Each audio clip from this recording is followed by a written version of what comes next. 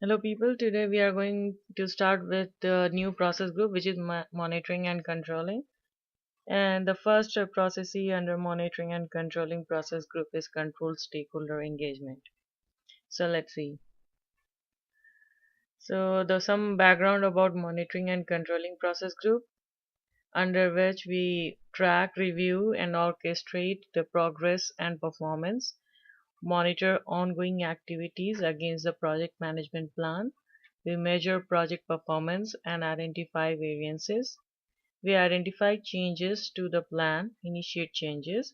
Changes in key areas such as scope, schedule, cost, and quality are integrated and coordinated with other areas.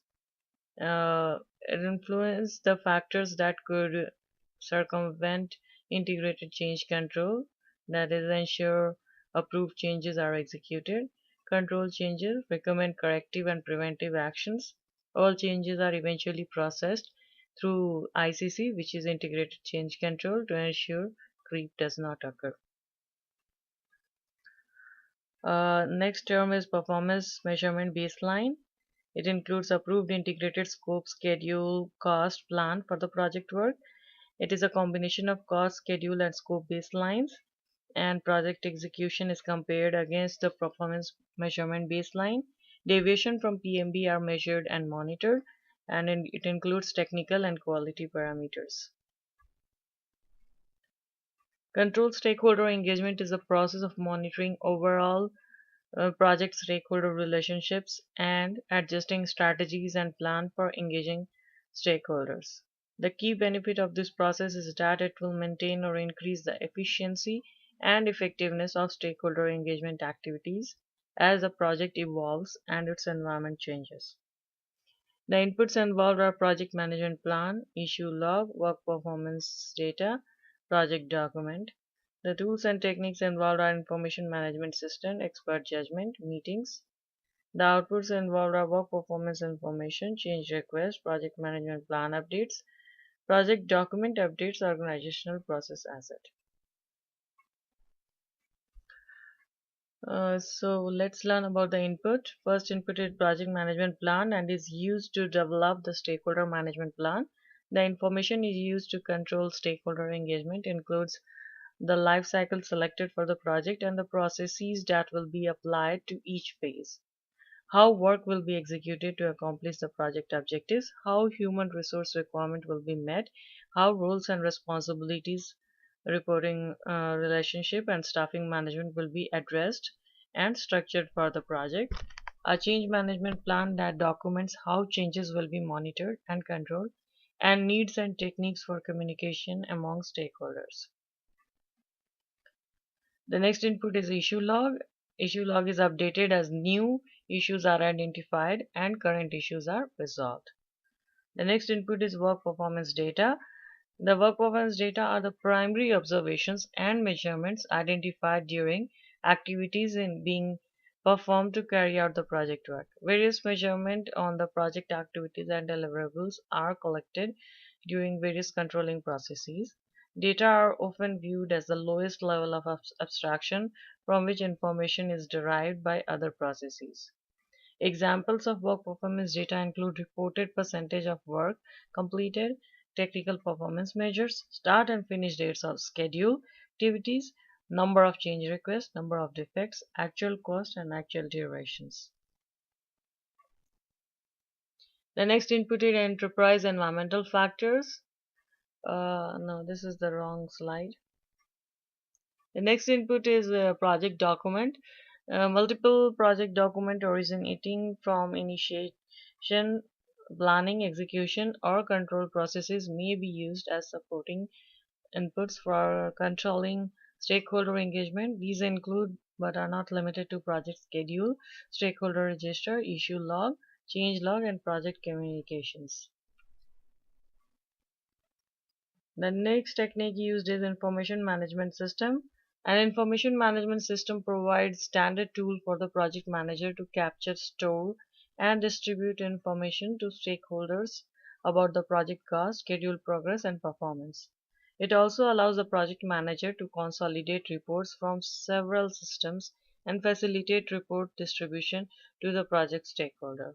Example of distribution format may include table reporting, spreadsheet analysis, and presentation. Graphical capabilities can be used to create visual representation of the project performance information. The next input is meetings. Status review meetings are used to exchange and analyze information about the stakeholders' engagement.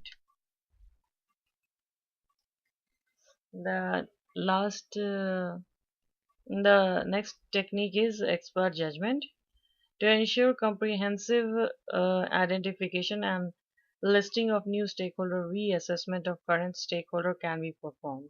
Input should be sought from groups or individuals with specialized training or subject matter expertise, such as senior management, other units, or individuals within the organization. Identified key stakeholders, project managers who have worked on the project in the same area directly or through lesson learned, subject matter expert in the business or project area, industry group and consultants, and professional and technical association, regulatory bodies, and non-governmental organizations. Expert judgment can be obtained through individual consultations such as one-on-one meetings or interviews, or through panel formats such as focus groups or surveys. So now let's learn about the output. The first output is work performance information, and is the performance data collected from various controlling processes, analyzed in context and integrated based on the relationship across areas. Thus, work performance data has been transformed into work performance information. In other words, WPD is now transformed into WPI. Data per se are not used in the decision-making process because the meaning may be misinterpreted. Information, however, is correlated, contextualized, and provides a sound foundation for project decisions. Work performance information is circulated through the communication processes. Examples of performance information are status of deliverables, implementation status of change request, and forecast estimates to complete. The next output is change request. Analysis of project performance and interaction with stakeholder often generates change request. These change requests are processed through perform integrated change control process as follows. Recommended corrective actions include changes that bring the expected future performance of the project in line with project management plan, and recommended preventive action can reduce the probability of incurring future negative project performance. The next output is project management plan updates. As stakeholder engagement with the project, the overall effectiveness of the stakeholder management strategy can be evaluated as needed. Changes in approach or strategy are identified. Affected sections of the project management plan may need to be updated to reflect these changes. Elements of the project management plan may be updated include change management plan, communication, cost, human resource, procurement, quality, requirement, risk, schedule, scope, and stakeholder management plans.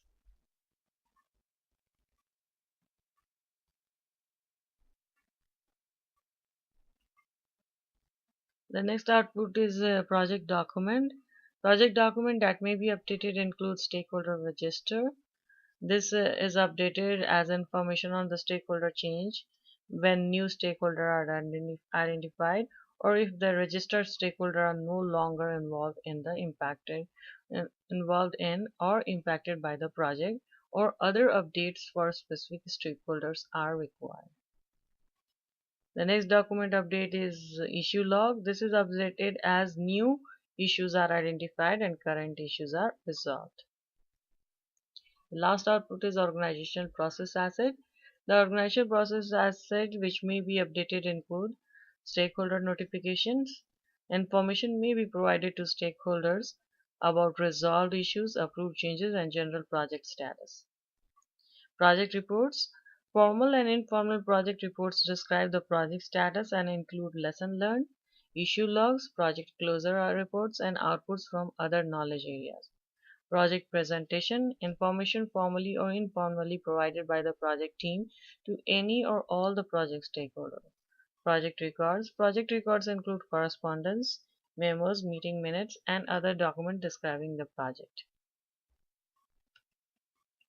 Feedback from stakeholder. Information received from stakeholder concerning project operations can be distributed and used to modify or improve future performance of the project. Lesson learned documentation. Documentation includes the root cause analysis of the issue faced, reasoning behind the corrective action chosen, and other types of lesson learned about the stakeholder management. Lessons learned are documented and distributed so that they become part of the historical database for both project and the performing organization.